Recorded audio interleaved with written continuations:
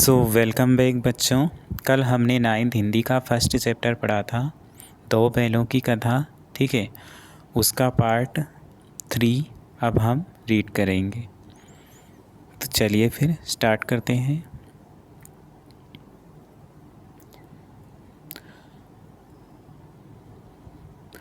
तो क्या हुआ, मोती ने देखा खेल में झगड़ा हुआ चाहता है, तो मोती क्या करता था, उस किनारे से हट गया। ठीक है। अरे यह क्या, अचानक से ही कोई सांड डौंकता या चिल्लाता हुआ चला आ रहा है। हाँ, सांड ही है। वह सामने आ पहुंचा। दोनों मित्र बगले झांक रहे थे, दोनों साइड से देख रहे थे। सांड पूरा हाथी है, उसने भिड़ना जान से हाथ धोना है। उससे अगर हम दोनों सांड से भिड़ेंगे तो क्या होगा, जान से हाथ धोना ही है। लेकिन ना भिड़ने पर भी जान बचती नहीं नज़र आती। इन्हीं की तरफ आ भी रहा है, वो हमारी तरफ आ भी रहा है। कितनी भयंकर सूरत है, देखने में कितना डरावना है, कितनी भयंकर सूरत है।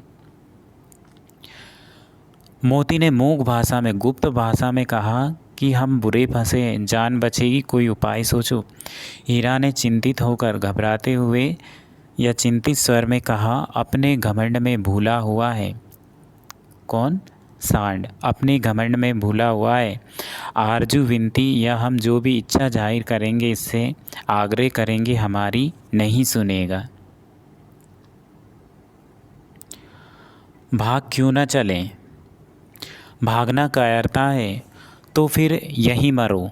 बंदा तो 9 2 11 होता है, और जो दौड़ाए तो फिर कोई उपाय सोचो जल्दी। उपाय यही है कि उस पर दोनों जने एक साथ चोट करें। उन्होंने सोचा कि दोनों क्या करें, दोनों उसको एक साथ वार करें। मैं आगे से रगेदता हूँ, रगेदना मतलब खदेड़ना। मैं आगे से रगेदता हूँ, तुम पीछे से रगेदो। मैं आगे से खदेड़ूंगा उसको और तुम पीछे से खदेड़ो। इससे क्या होगा, दोहरी मार पड़ेगी उस पर, दोहरी मार पड़ेगी तो वह भाग खड़ा होगा। मेरी ओर झपटे, तुम बगल से उसके पेट में सींग घुसेड़ देना। अगर वो मेरी तरफ आए तुम उसके बगल से पेट में सींग घुसा देना। ठीक है। जान जोखिम है, बड़ा रिस्क वाला काम है, पर उपाय, दूसरा उपाय भी तो हमारे पास नहीं है। दोनों मित्र जान हथेलियों पर लेकर उसकी सांड की तरफ दौड़े। ठीक है, लपके। सांड को भी संगठित शत्रुओं से लड़ने का तजुर्बा नहीं था। सांड को इतना ज्ञान नहीं था कि भाई संगठित शत्रुओं से कैसे लड़ा जाए। वह तो एक शत्रु से मल्ल युद्ध करने का आदत था। सांड को तो आदत थी मल्ल युद्ध करने की। ठीक है। जो ही हीरा पर झपटा, मोती ने क्या किया, मोती पीछे से दौड़ा। सांड जो ही हीरा पर झपटा, मोती ने पीछे से दौड़ाया। सांड उसकी तरफ मुड़ा तो हीरा ने उसको खदेड़ा या फिर रगेदा। सांड चाहता था कि एक एक करके दोनों को गिरा ले, पर ये दोनों भी उस्ताद थे, उसे वह अवसर ना देते थे। एक बार सांड झल्लाकर हीरा का अंत करने के लिए चला।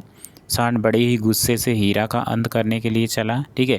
मोती ने बगल से आकर पेट में सींग घोंप दिया, उसकी पेट में बगल से आकर सींग घोंप दिया। किसने? मोती ने। सांड क्रोध में आकर पीछे फिरा तो हीरा ने दूसरे पहलू में सींग चुभा दिया। आखिर बेचारा जख्मी होकर भागा और दोनों मित्रों ने दूर दूर तक उसका पीछा किया, यहाँ तक कि सांड बेदम यानी कि निर्जीव होकर गिर पड़ा। तब दोनों ने उसे छोड़ दिया।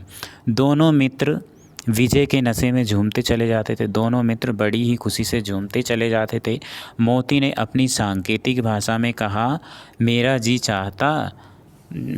तो चाहता था कि बच्चा को मार ही डालूं। हीरा ने तिरस्कार किया, गिरे हुए बैरी पर सींग नहीं चलाना चाहिए। हीरा ने सोचा जो असहाय हो, ठीक है, उस पर सींग नहीं चलाना चाहिए।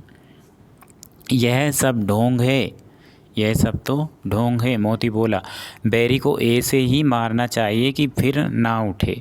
अब घर कैसे पहुँचे ये सोचो, पहले कुछ खा लें तो सोचें। सामने मटर का खेत था, ठीक है। मोती उसमें घुस गया। हीरा मना करता रहा कि मत जाओ, फिर भी मोती ने क्या किया, उसमें उस खेत के अंदर घुस गया, ठीक है। उसने एक ना सुनी, अभी 2-4 ही ग्रास, मतलब 2-4 ही, थोड़ा बहुत ही खाया होगा, 2-4 घास के टुकड़े खाए होंगे उसने, 2-4 ग्रास ही मुंह में लिए होंगे कि 2 आदमी लाठियां लिए दौड़ पड़े और दोनों मित्रों को उन्होंने घेर लिया। हीरा तो मेड़ पर ही खड़ा था, ठीक है, मेड़ पर था। मोती सींचे हुए, मतलब जहाँ पे सिंचाई की गई थी अभी वहाँ पे गीला हुआ होगा, तो सींचे हुए खेत में जहाँ पे अभी सिंचाई की गई होगी उस खेत में कौन था, मोती। मोती सींचे हुए खेत में था।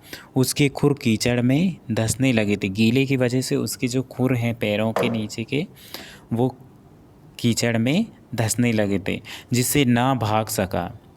तो उसकी वजह से वह पकड़ा गया, उसको पकड़ लिया। हीरा ने देखा कि मित्र मित्र क्या है, संकट में है, तो वह भी लौट आया दोबारा से, ठीक है। फंसेंगे तो दोनों फंसेंगे, रखवालों ने उसे भी पकड़ लिया। प्रातःकाल दोनों मित्र कांजी होश में बंद कर दिए गए। अब कांजी होश क्या होता है, कांजी होश मतलब काइन हाउस, जिसमें क्या करते हैं, मवेशी खाना बोलते हैं जिसे, या फिर वह बाड़ा जिसमें दूसरे का खेत आदि खाने वाले या फिर लावारिस चौपाए बंद किए जाते हैं और कुछ दंड लेकर छोड़े या फिर नीलाम किए जाते हैं, उसे हम क्या कहते हैं, कांजी होश। चलिए, अब पार्ट 4 हम कल पढ़ेंगे। आज की क्लास यहीं समाप्त होती है, ठीक है।